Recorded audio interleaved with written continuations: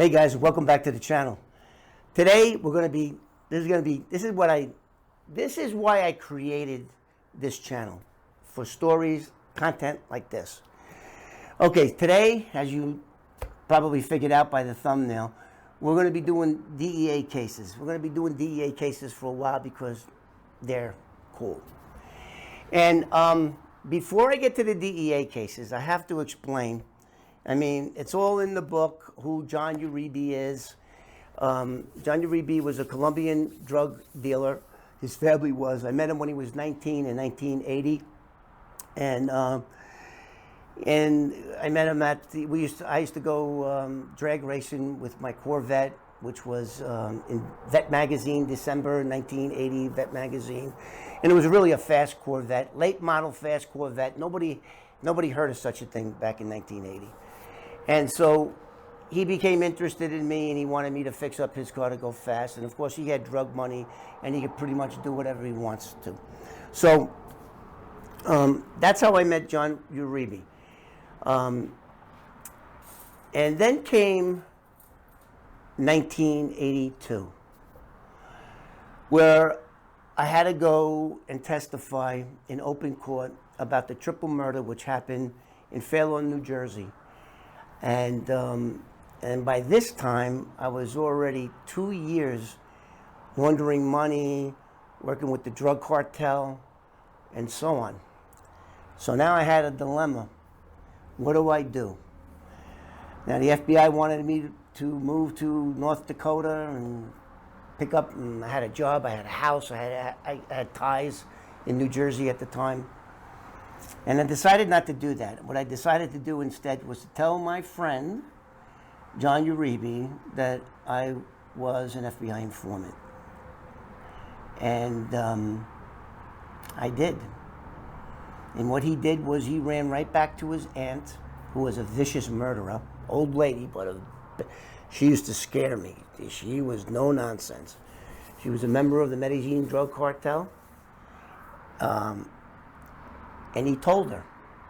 He got in his car, he drove over there, and he told her. How did I know? Because U.S. Customs had wiretaps in her house. And she wound up, she said to him, I knew he was a cop. You did this, that, and the other thing. And then she gets on the phone. Now, the house was wired, but the phone was not. So the U.S. Customs only had half of the conversation. But she ordered me to get killed. And then he begged, to make a long story short, she agreed not to kill me and my family if he stopped associating with me. And that's what he did. But nonetheless, I got transcripts of those recordings that were given to the FBI. The FBI gave it to me. And wow. Okay. And so then that was kind of scary. I didn't speak to him for like a year maybe, and then we hooked up again like nothing ever happened, because nothing did happen. He didn't get arrested, so therefore he felt like, wow, he really is my friend, and if he wanted to arrest us, he could have, and I didn't. So then I became the Medellin drug cartel's technical consultant, just like in a movie. I would tell them how to do and what to do to keep from getting caught. And I did that. I did it for a while. Laundered money, did the whole 9 yards. Then in 1985 or 1986, I started working with the DEA. And the deal that I made with the DEA is I can be an informant, a paid informant, but I don't want to lock him up. And I need him because as long as I'm with him, he brings me into the inner circle of the Medellin drug cartel. Everywhere I would go, he would go. And we were very tight friends. And that's why I didn't want to see him get locked up. And they promised me that they wouldn't do it. So instead what I did was I told him, every single one of your drug deals, let me back up. What they used to do is they used to rent apartments and fill the apartments filled with cocaine. And when one would get popped, they'd lose hundreds of kilos of cocaine, millions and millions of dollars. So instead, my idea to the cartel was every person you do business with, you buy a safe, install it in their house, and put all your money in there. This way, when Julio wants a kilo of cocaine or this one wants that, you don't have to get in your car and drive around with it. You just go to his house, undo the safe, unlock the safe, give him what he wants, put the money in there, close the safe. He ain't got the combination, and you do it that way. They loved that idea. They loved it. And I became very popular. And of course, John didn't tell anybody about me being an informant, an FBI informant. Little did he know that now I'm a DEA informant. So that's how this started. So today, and again, you know, there's a lot of things that are in this book, and there's a lot of things that aren't. There's a lot of stories. Well, let's put it this way. This book, when it went to the editors, it was, there was 125 pages edited out. Because once a book has, I forget, 400 pages or more, it costs the publisher twice as much to publish it. So there was 125 pages left out of there. Stories were cut. They didn't do a, in my opinion, you know, any time my stories get cut, I don't like it one bit. But what could I do? I mean, they paid me for my life rights. They wrote the book. Now we start working. So I have everyone in New York. I have him buying safes for all his drug purchaser clients, whatever you want to call them, in both Florida, New York, and New Jersey. So now, that's cool. All I got to do is go there, see the drugs, see the layout, and go to my guy, Tom Silvanki, Agent Tom Silvanki of the DEA. I worked with two of them. He was my so-called handler, and his partner was a guy by the name of Jerome Jerry Becker. He was from Chicago. He was like a real do-it-by-the-book guy. You know, I didn't get along with him very well, but he was a nice guy. But me and Tom saw eye to eye. We understood each other. We understood each other's needs, and we worked. We had a great working relationship for the 4 or 5 years I was employed by the DEA until one day I got fired. But anyway, so what I would do is once I see the drugs, now they're John's drugs. The bulk of the drugs belong to John. and they used to call him Black Cloud because everywhere he went, there were seizures. And as I said before, I don't know if I said before, about how the DEA is different than any other law enforcement agency.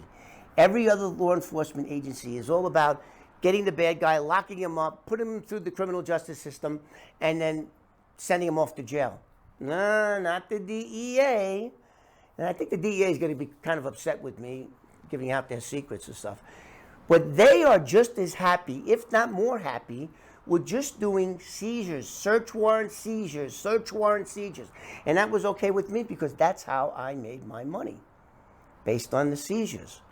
So, and that's why I had John spread all his stuff out, because my payment was $1,000 a kilo up to 10 per case, 25% of all cash that's seized per case.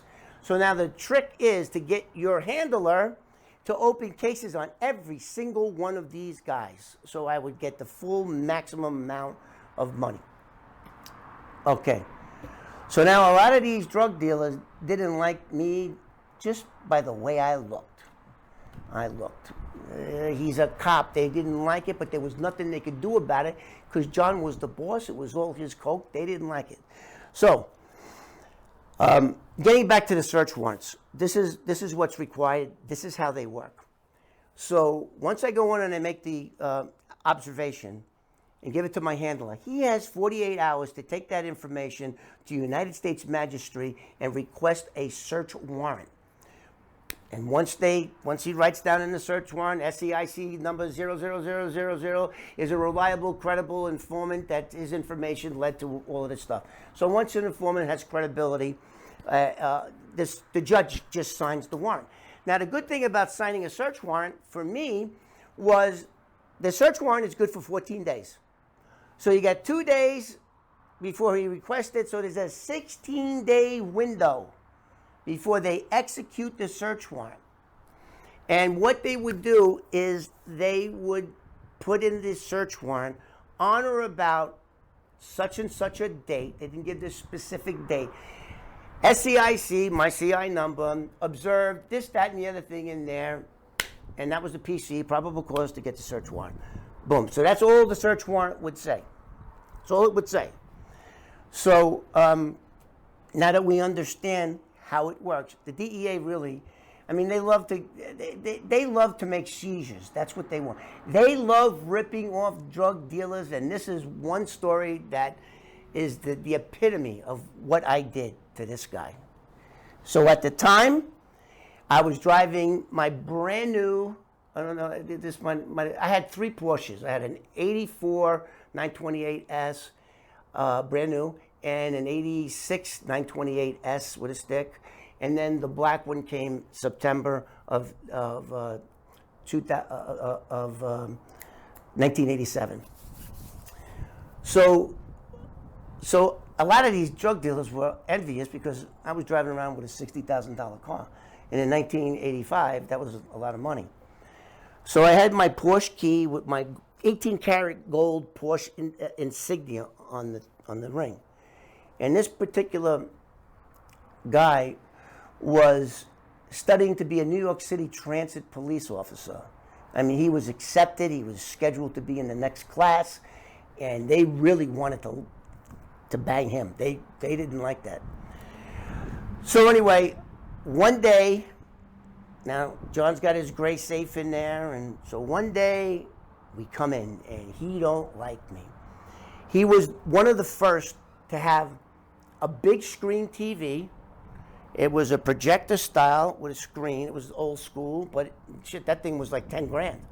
Then he had an $8,000 marble table. Then he had Rolexes, and he had all kinds of expensive jewelry. He prided himself about his appearance and all his fancy Gucci this and all these fancy clothing. He had it all in his apartment that was kind of, even the apartment was perfect setup for this. He had an apartment in Kew Gardens, Queens, which was 6 stories high, and it had it had an apartment. His apartment door was actually faced the sidewalk. So when he opened his door up, he stepped down 3 steps, and he was on the sidewalk. So what a perfect place to execute a search warrant. So I come in one day, and he don't like me, and he's a little short Puerto Rican guy, and I just wanted to beat the shit out of that little punk with the big mouth, because he thought who he was with all this stuff, and I just couldn't stand that little prick. Anyway, so I come in, and this was his demise. Come in, he's sitting behind his $8,000 marble table, right? And I come in, I go, "Hey, how you doing, bro?" And I take my keys just like this. I go, "Hey, how you doing, bro?" And I dropped them on his marble table and shook his hand. Well, that little fucker got up. "Hey, what the?" Got in my face. So I was ready. And back then, it didn't take me, but looking at me the wrong way. And I would, no talk, just fist the flying. And I couldn't get over the table. And John Uribe was a big guy, 6'2", and he broke us up.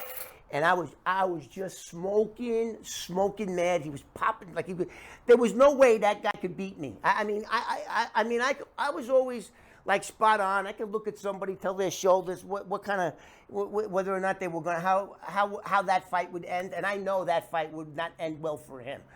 So, but that's okay. I was just so pissed. Whoa!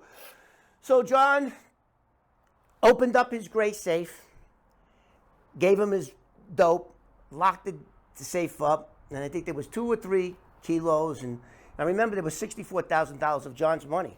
It's all in the book here. It's in the book. I don't know if my story, I'm gonna tell the whole full story. I don't know how much of it the editor cut out of this, but that's what's good about having a YouTube channel. I don't have to worry about editors. I don't have to worry about all the problems that come with making a book, publishing a book. I don't have to worry about that.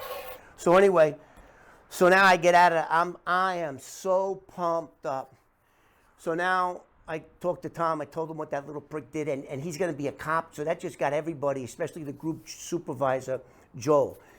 He was a group supervisor of 43 of Tom's unit. He was his supervisor. I said, well, I want this guy popped. I want him arrested. And of course, we couldn't arrest him because if we arrested him, then during the discovery process of a trial, they would have to divulge, huh? Divulge. Thank you, my editor said, divulge my identity, and we didn't want that. So, but I was that mad. I couldn't get that little fucker. So, but what I did to him was unbelievable on a bunch of levels. So don't click off. Wait till you hear what I did to this guy with the help of my buddy, Tom Savlanki. God bless you, Tom. I love you.